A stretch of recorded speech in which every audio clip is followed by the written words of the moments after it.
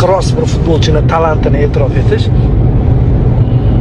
Yamalni Real muxlisi bo'lsa ham borku, o'yinidan zavqlanish shart deb o'ylayman-da. Shuni yig'ishtirib qo'ying. Yaqinda uni otasi intervyu berdi, otasi bir zo'r gap gapirdi.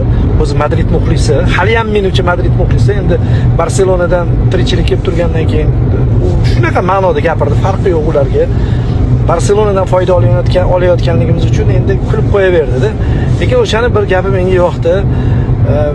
Madrid yoki boshqa Ispaniyaning klublari muxlislari Yamalni heyt qilishlarini tushunmayman.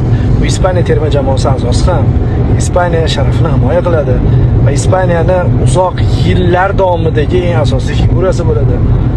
Nima uchun bunday javohirni yomon ko'rishyapti, ochig'i tushunmadim degan. Men ham tushunmayman to'g'risi. Yamalni o'yinini ko'rib turgan odam uni yaxshi ko'rmasligini men tushuna olmayman. Messi, Ronaldo masalasida shu narsani aytganmiz-ku. Messi, Ronaldo tushunarli. Endi bittasini o'ta yaxshi ko'rganingda ikkinchisini yomon ko'rish nafrati paydo bo'lganda, u tushunarli. Lekin shunda ham ikkalasini yaxshi ko'rib, o'yinidan zavqlangan muxlislar talaygina topiladi. Ich-ichidan e'tirof bo'ladi. Yamalda hozir uni, misol uchun, bir 17 yoshli raqobatchisi ham yo'q-ku. Mana yozishyapti, Yamal javohir emas, u sho'rtagini ko'tarib yursin. Futbol ko'rmaydi. Agar futbolchini sho'rtiga qarab turib baho beradigan bo'lsangiz, futbol ko'rmaydi. Sizlarga achinaman bor.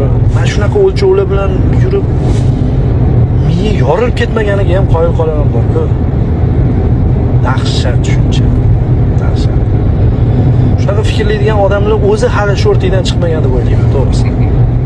Dahshat. Qiyin emasmi yashash degan savol xolos.